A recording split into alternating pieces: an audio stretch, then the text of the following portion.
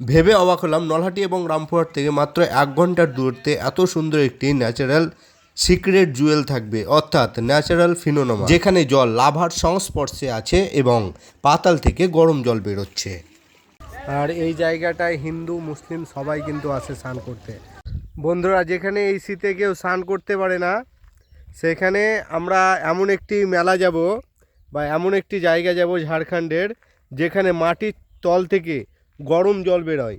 তো সেই গরম জলেই যাব আজকে। তার জন্য দেখুন ঝাড়খণ্ডের এই রাস্তায় যাচ্ছি। আর এই রাস্তার কিন্তু নিচে পুরোই মানে পাথর, চাষ হয় এখানে, কিন্তু নিচে পাথর। দেখুন এখানে পাথর বেরিয়ে আছে এই ফিল্ডে। আর পেছনে দেখতে পাচ্ছেন একটি পাহাড়। এছাড়াও যদি আমি এই পাশটা দেখাই, এই পাশটাতেও কিন্তু মানে আমার পেছন সাইডেও পাহাড় আপনারা দেখতেই পাচ্ছেন। ওই যে ওইগুলো হচ্ছে পাহাড় পুরোপুরি। তো চলুন আমি যাব এবারে। বাইকে করে এসেছি আমি আর আশিস, দুজনে আপনাদের একদম নিয়ে যাব সেই জায়গায়, এবং গরম জলের যে জায়গাটা সেটা। চলুন একদম এই রাস্তা ধরে যাব, একদম যাচ্ছি। গ্রামের রাস্তা, পুরো গ্রামের রাস্তা এবং আদিবাসী এলাকা পুরোটাই, তাই খুব সুন্দর মানে পরিবেশ একটা। তো চলুন আপনি যাই এবং আপনাদের সেই জায়গাটা দেখাই। দেখুন বন্ধুরা, একদম মাটির নিচে শুধু পাথর দেখুন। আর পেছনে তো আপনারা দেখতেই পাচ্ছেন পাহাড়টা, ওই পাহাড় সেই লাগছে। কিন্তু এলাকাটা খুবই সুন্দর, যেতেই ভালো লাগছে। দেখুন ওই তো পাহাড়টা দেখুন, শুধু ওই জুম করে দেখায় আপনাদের। এই দেখুন পাহাড়, আপনারা হয়তো ক্যামেরায় ছোট্ট ছোট্ট লাগছে, কিন্তু অনেক বড় পাহাড় এগুলো। বন্ধুরা, অনেক খারাপ রাস্তা পার করে দেখুন এই রাস্তাটা এলাম। আর একদম কি সুন্দর রাস্তা। ঝাড়খণ্ডের রাস্তাগুলো খুব সুন্দর।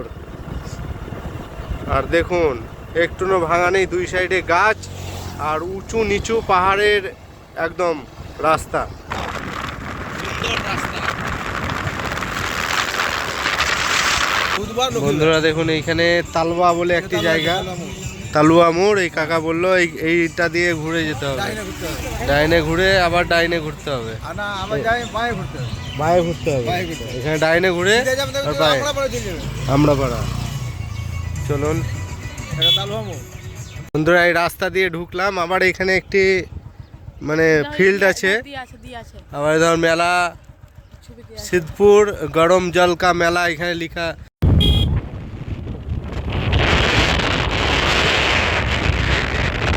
বন্ধুরা, অবশেষে যে গরম জলের মেলা বসে যেখানে, সেখানে চলে এসেছি। আর দেখুন কত বড় মেলা বসেছিল এখানে, দেখতেই পাচ্ছেন। মানে পুরো দোকান কিন্তু তুলে দিয়েছে এখন।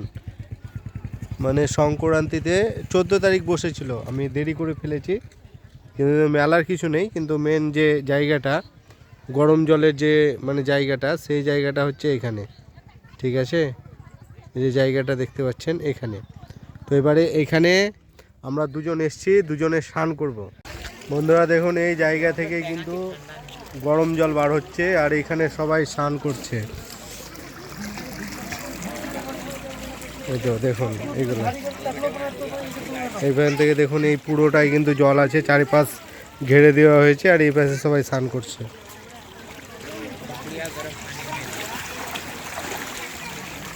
जल गरम है, कैसे गरम है दिखाइए हाथ में। अच्छा तो गर्मी है। দেখুন বন্ধুরা, একদম ডাইরেক্ট গরম জল বেরোচ্ছে। কিরম লাগছে স্নান করতে? कैसे गर्मी है पानी? बहुत गर्म है। ঠাকুর হয়, সেই ঠাকুরটা দেখে আসি চলুন, তারপরে আপনাদেরকে নিচে নেমে দেখাবো কেমন গরম। আমি হাত দিয়ে তো দেখলাম গরম, নিচে নামবো এবং দেখাবো। চলুন।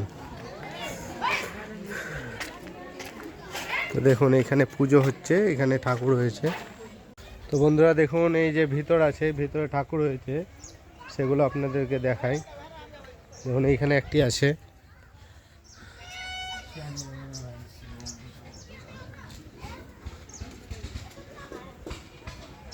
আর এখানে একজন পুজো করছে দেখুন।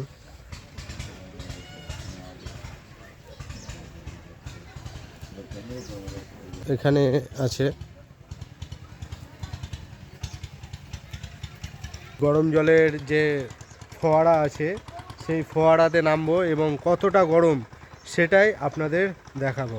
চলুন এবারে আমরা ওই ফোয়ারাতে নামবো। বন্ধুরা এখানে স্নান করার জন্য আমাদেরকে কিছু আনতে হতো। আমরা ভেবেছিলাম পুকুরের মতো হবে, কিন্তু এটা পুকুরের মতো নয়, সেই কলের মতো জল ধরে নিতে হচ্ছে, তারপরে স্নান করতে হচ্ছে। বালতি কিংবা কিছু আনতে হতো। তো আমরা শুধুমাত্র গামছা এনেছি, দেখি এখন কি করা যায়, কেউ কি দেয় সেটাই দেখবো। বন্ধুরা একটি মগ আর শ্যাম্পু কিনলাম। দেখুন এবারে কিন্তু এই গরম জলের এতে ফোয়ারাতে নামবো, চলুন। তো বন্ধুরা ঝাড়খণ্ডের এই গরম জলের মেলা চলে এসেছি। মেলা তো শেষ, কিন্তু দেখুন এখানে এখনও স্নান চলছে। তো আমি স্নান করবো, তার জন্য দেখুন সব খুলে নিয়েছি। আর এখানে 20 টাকা দিয়ে একটি মগ কিনেছি এবং শ্যাম্পু কিনেছি। তো চলুন জলটা কতটা গরম সেটাই দেখাবো। তো আমি খুলে নেই গেঞ্জিটা, কারণ গেঞ্জি পরে স্নান করবো না, ক্যামেরাম্যানকে এটা ধরতে দেবো গেঞ্জিটা। চলুন এবারে এখানে পুজো হচ্ছে কিংবা কিছু হচ্ছে, এটা কমপ্লিট হোক, তারপরে আমি যাব। এবং কতটা গরম এখানে নেমে আছি, প্রচণ্ড গরম লাগছে। এই জলটা একটু নোংরা আছে, ওইখান থেকে ডাইরেক্ট জল যেটা বের হচ্ছে সেটা একদম পরিষ্কার জল, সেই জলেই স্নান করবো। এবারে এখানকার জলটা নেব, কত গরম হতে।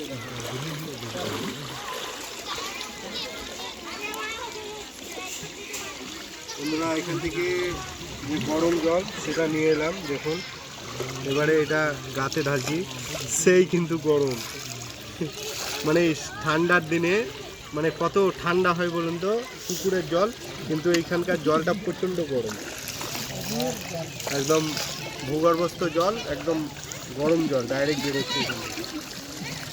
স্নান করা যাবে না তো এত গরম জলে, গা একদম খোসা হয়ে যাবে।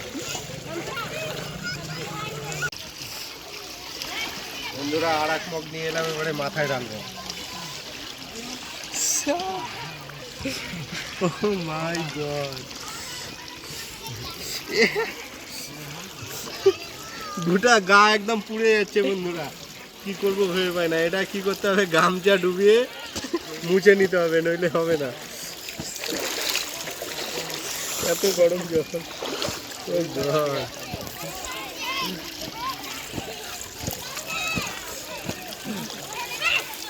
আর নিচের জলটা নোংরা, কিছু করার নেই, এটাও স্নান করতে হবে না। এই জলটা তুলনামূলকভাবে মানে একটু ঠান্ডা আছে, কিন্তু এটা অনেক গরম, একদম সেই লাভা থেকে ডাইরেক্ট আসছে, মানে বুঝতে পারছেন তো, পাতালে যে লাভা আছে সেই লাভা থেকে আসছে।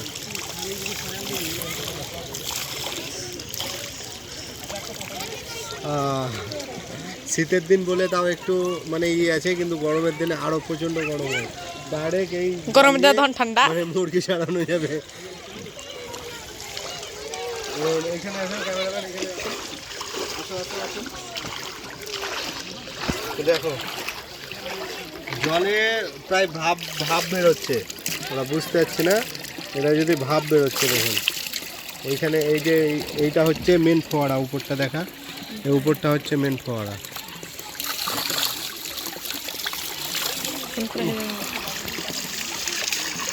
আর পা পুড়িয়ে আমি উঠলাম। বন্ধুরা আমাদের স্নান কমপ্লিট হয়ে গেল, কিন্তু জল প্রচণ্ড হারে গরম ছিল। মানে এইটা যদি স্নান করতে হয় তাহলে আসতে হবে সকালবেলা, কারণ এই টাইমটা একটু গরম আছে আর জলটা আরও গরম হয়ে যায়। তার জন্য এই টাইমটা বেস্ট টাইম নয়, সকালবেলা কিংবা সন্ধেবেলা বেস্ট টাইম, কারণ শরীরটা ঠান্ডা হয়ে থাকে আর জলটাও খুব একটা গরম থাকে না। কিন্তু এই টাইমটা মোটামুটি এখন 11টা-12টা বাজছে, একটু জলটা তো বেশি গরম থাকবেই, প্লাস এই টাইমে শরীরটাও গরম থাকে, তার জন্য কিন্তু বেশি গরমটা লাগছে আর জলটা অনেক গরম। এই তো দেখুন। তো বাই বাই, যারা আসতে চান কমেন্টে লিঙ্ক দেওয়া আছে, ডিসক্রিপশানে লিঙ্ক দেওয়া আছে, সেখান থেকে আপনারা ভিজিট করুন।